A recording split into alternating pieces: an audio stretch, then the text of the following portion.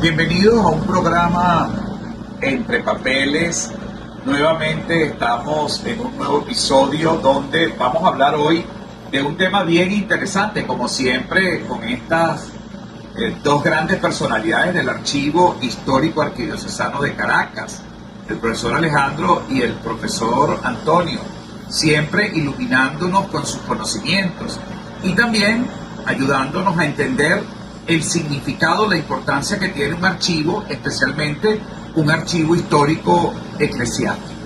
Y hoy vamos a hablar de los tipos documentales con los cuales cuenta este archivo, un poco para familiarizarnos con esta fuente documental tan importante para el estudio y la comprensión de la historia, no solamente eclesiástica venezolana, sino también de toda la historia de nuestro país.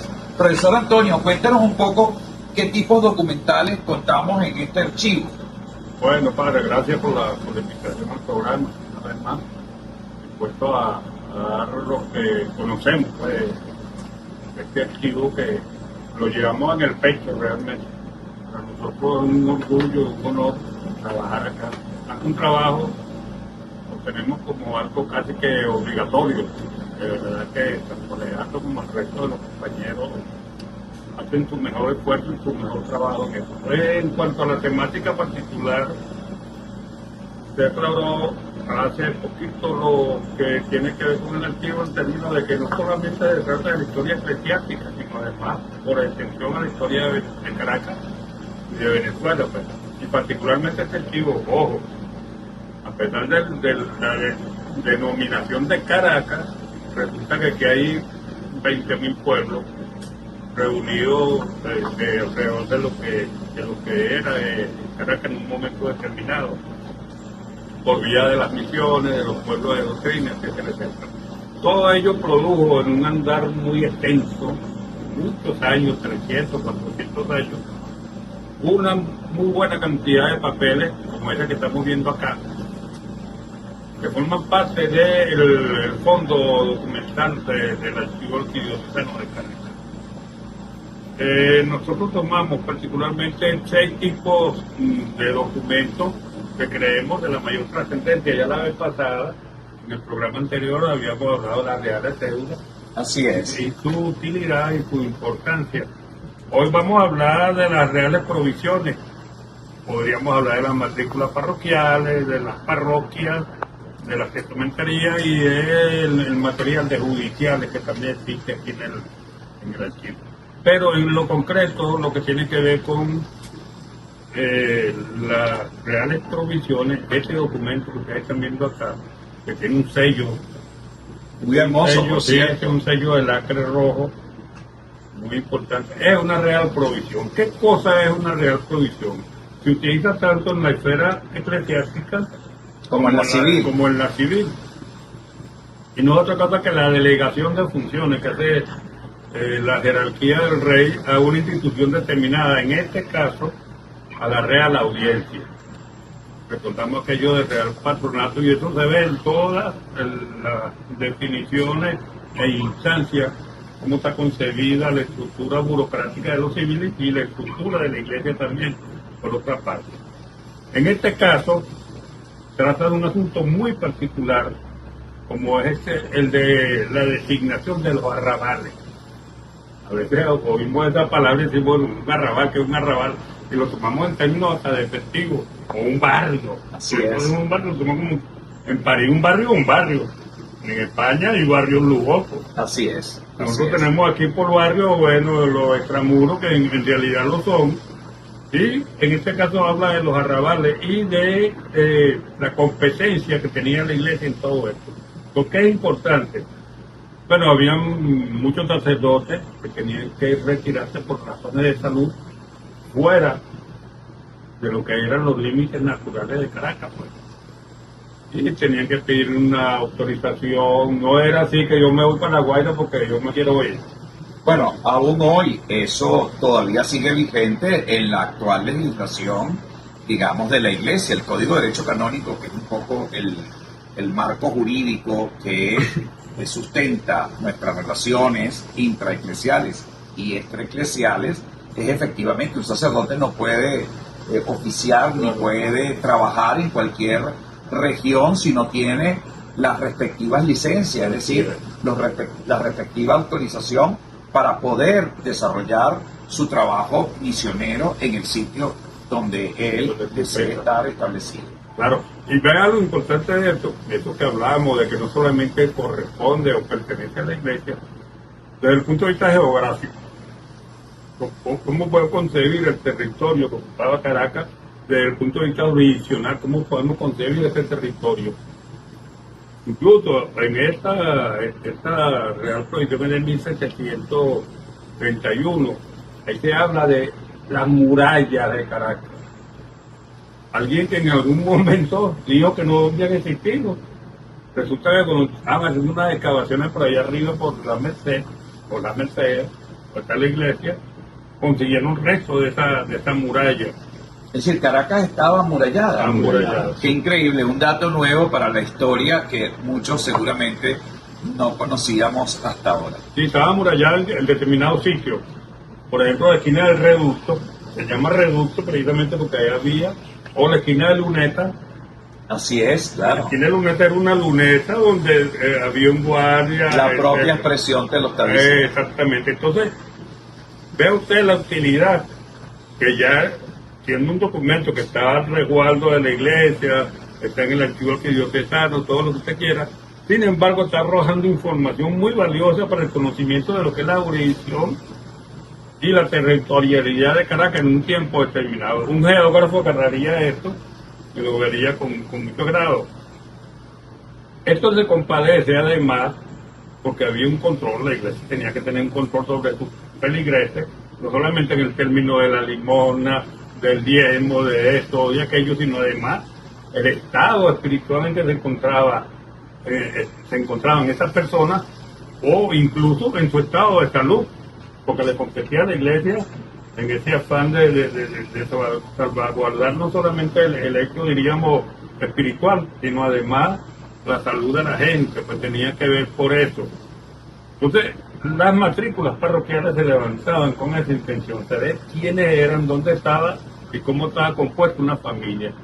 Y en esas matrículas parroquiales, particularmente hacia la provincia, vamos a observar la denominación de sitios y lugares que todavía permanecen. Así es. En Caracas, por ejemplo, la esquina de la Monja, por decir algo nada más, o la esquina de la Torre. La esquina de la Torre se llama así no por un apellido, sino porque está la torre de la catedral. Y la esquina de la Monja es porque estaba allí el convento de la Monja Concepciones. Entonces, en este caso de las matrículas, no solamente el conteo por saber, bueno, mira, la limona de este o el diezmo de aquel o cuánto contribuye el otro, sino además saber cómo estaba y en qué consistía el rebaño. Vamos a ponerle esta denominación que la veo mucho en los documentos. Y lo del pasto espiritual, es decir, ojo, aquí estaba la iglesia en pleno ejercicio de su acción, pues es decir, lo que le competía, lo que tenía que hacer y lo que de verdad le correspondía.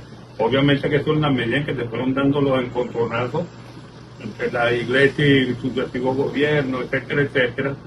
Bueno, ni que decir cuando Guzmán, por ejemplo. Hay muchos ejemplos de ellos, pero la iglesia siempre persistió y persiste en su tarea evangélica. Están también los libros de parroquia como otro modelo, otro tipo documental. ¿Qué es parroquia? Parroquia es el movimiento que se está dando dentro de cada comunidad muy específica. El caso de Baruta, el caso del Valle, Petare. ¿Qué está ocurriendo allí? Ya no solamente en términos del conteo de la gente, sino qué está pasando allí. En cada parroquia de esta tenía, o pueblo de doctrina tenía, el llamado libro de gobierno. Era donde se notaban todas esas cosas, cómo había que atender tal o cual situación, etc. Y eso, y ese carácter es el que tienen esos libros de parroquia. Está la testamentaria, o testamentaria, donde se anotan los testamentos, los recibos, las mandas forzosas, los legados tíos, todo aquello que tiene que ver con lo que queda, con lo que deja una persona que está a punto de fallecer, incluso estando vivo, hace su testamento, obviamente. Así Lo es. hace y lo deja. Se tenía que viajar mucho y cambiaban mucho los testamentos. Además, una práctica que muchas veces no hemos hecho. La gente piensa que para dejar un testamento se requiere dejar bienes, y el testamento es algo más que dejar bienes. El testamento es una hermosa manifestación, en primer lugar, de agradecimiento a Dios, a la familia, a las personas que tuvieron que ver con nosotros, y el deseo que uno deja plasmado por escrito en cada uno de ellos. Esa práctica la deberíamos retomar en primer lugar, porque es una práctica no solamente que ayuda en el plano civil y también como a respetar la voluntad de el que se está despidiendo, sino además la oportunidad de conocerlo mejor. Yo he podido a lo largo del tiempo he podido leer pues muchos testamentos, y terminan siendo unas verdaderas lecturas espirituales, y también lo efímero que puede resultar la vida frente a las cosas materiales, a las cosas que terminamos dejando en este plano para acoger la maravilla de encontrarnos con Cristo glorioso en la gloria celestial. Sí, la fe, vamos a llamarlo de esa manera. Y lo divino. Sí, la fe, como la gente, por ejemplo, comienza su testamento, dice, en nombre de Dios, amén. Lo primero, la procesión divina, ¿no? Ponen eso así, que en nombre de Dios, amén. Sepan todo cuanto esta carta de mi última y postrímera voluntad, la voluntad de la persona. Pongo mi alma en resguardo de Dios, que me la dio, que la crió, que no sé qué. Luego vienen todos los santos a los cuales la persona Esa publicación no la podemos pelar en el archivo. Yo creo que tenemos que tener una hermosa publicación de testamentarias, que además aquí hay un tesoro inmenso por conocer, y sobre todo al conocer un poco esta sección importante dentro de los archivos, pues conocemos la vida cotidiana, la vida de a pie de muchos hombres y de muchas mujeres que ya en sus plenas facultades mentales pues empiezan a escribir la voluntad después de irse al otro plano. Por ejemplo, padre, ahora que te habló de las costumbres, en los testamentos se incluyen los recibos. ¿Qué son los recibos? Bueno, lo que te pagó, dependiendo del personaje, de una persona de muy alto nivel social, hasta el obispo iba a aparecer quiebro, ojo, y tanto cura, y se le cantaban misa y toda la cantidad de cosas. Bueno, el Marqués de Mijares mandó a hacer, creo que fueron 2.400 misas. Yo creo que todavía le están le deben misa al Marqués de Mijares. Pero había gente de otro nivel que, bueno, no podían hacer esos gastos porque eso tenía un costo, ¿no? Pues no era fácil, la cera, el incienso, todas esas cosas costaban, eso era dinero que se gastaba. Y por ejemplo, curioso, el uso de llorones. Se alquilaban personas para que lloraran, porque bueno, a lo mejor no lloraban los familiares, entonces, mira, tienes que llorar en el velorio, lo que llamaban los playeros, las playeras, etcétera. Y eso están los recibos, es decir, interesante de todo esto, que queda constante escrito en un documento, que cuando usted revisa, no solamente el testamento, el hombre deja toda una serie de legados, pero también deja una serie de deudas que se traspasan a su familia. Es decir, no era claro, fácil. Y la heredan. Exacto, no era fácil el asunto, pues. Un hombre que dejó 80 morrocoyes, a mí siempre me llamó la atención eso. 80 morrocoyes, ¿qué hacía ese tipo con tantos morrocoyes? Uno se imagina que era que hacía, ¿cómo se llama su comida? Claro, el pastel de morrocoy. El pastel de morrocoy.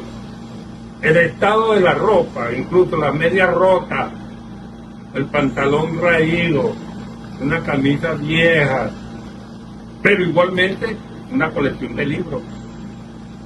Por eso digo, dependiendo de la importancia del personaje, si es un personaje subido en el escala social, bueno, se dejó libros, dejó joyas, le dejó a la iglesia determinados legados, obras pías, la obra pía de Chuao, por ejemplo, donde sale el mejor cacao de Venezuela, es ahí. Entonces, todo eso habla de no solamente de la administración monetaria, sino de la costumbre. Así además. es, claro. Y mire, este se ponía que yo nunca había sabido que el carrito era una chupa. Una vestimenta, ¿no? Un corno. Yo pensaba que era un corno de los cornos. Sí, un corno era un sombrero de pico que llaman. Y todo eso, ¿para qué sirve eso? Bueno, los que esté interesado en un estudio de la vestimenta de la época, esta documentación le viene al dedo. Hasta las enaguas. Hasta las enaguas, sí. La otra documentación que es de mucho interés es la de judiciales. Es una documentación de mucha delicadeza para el trato.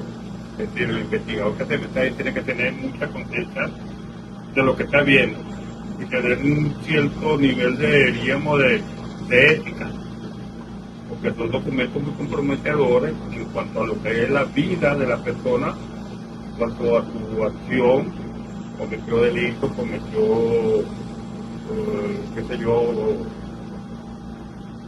cualquier actitud que se riñe con la buena costumbre, y particularmente con eso, cuando se trataba de proteger a la familia. Siempre pasaba todo ello, antes de llegar al tema propiamente judicial, pasaba conocimiento del vicario. El vicario iba a fungir allí como lo que conocemos hoy día como corte de paz, que se llama, pero ¿qué es lo que está haciendo tú? Y reconvenía a la persona, por ejemplo, los maridos que andaban en malas circunstancias por ahí, tenían 2 y hasta 3 novios. Entonces, el lo llamaba, mira, tu matrimonio corre riesgo. Además, era una especie, digamos, de obligación, tanto de uno como del otro. Así es, si no se convierte en cómplice. Claro, entonces lo llamaban, mira, vale, no vamos a llevar esto. Pero cuando la cosa pasaba, y así, eso caía en el ámbito de lo judicial, tanto en el caso de la justicia ordinaria, ojo, como en el caso de la justicia eclesiástica. Así es. Así es. Entonces, estos documentos también, incluso para conocer los fundamentos de la historia del derecho en Venezuela, tanto el de la parte civil como de la parte eclesiástica. Porque bueno, a fin de cuentas, el que está en el sacerdocio también tiene su debilidad en algún momento, ¿verdad? Y puede cometer un determinado delito, ¿por qué no? Así eso se ha visto, pero le compete a la iglesia. En este caso le compete a la iglesia, y la iglesia tenía sus tribunales también. Pues. Entonces, se habla de toda esta documentación y hay más. Hay otras secciones que no es que no sean importantes. Nosotros tenemos, por ejemplo, allí completa la visita del obispo Martí. Ha sido trabajada hacia la saciedad. Bueno, y ha sido trabajada porque conocer la historia de Venezuela, la historia colonial venezolana, es necesariamente conocer las visitas pastorales de Mariano Martí, porque la cantidad de descripciones que él hace en esas visitas, pues no solamente está en el ámbito religioso, sino también en el ámbito civil, tradiciones, costumbres, creaciones de pueblo, organización, fauna, flora, geografía, es decir, absolutamente todo. Profesor Alejandro, ¿tiene algo que decir sobre este tema tan interesante, sobre los tipos documentales con los cuales cuenta con el archivo? ¿Hay algún documento que a usted le haya llamado poderosamente la atención? Y con esto cerramos este programa de Entre Papeles con el profesor Alejandro. Esto es solo un asomo de la variedad de tipologías documentales que cuenta este gran archivo. Pero además, todos son importantes. Todos son importantes. Cuenta social, económico, político. Acá hay de obispos que han estado y dando la batalla, dando la cara por su territorio, por la iglesia, por el país y su sitio. De manera que esto es importantísimo.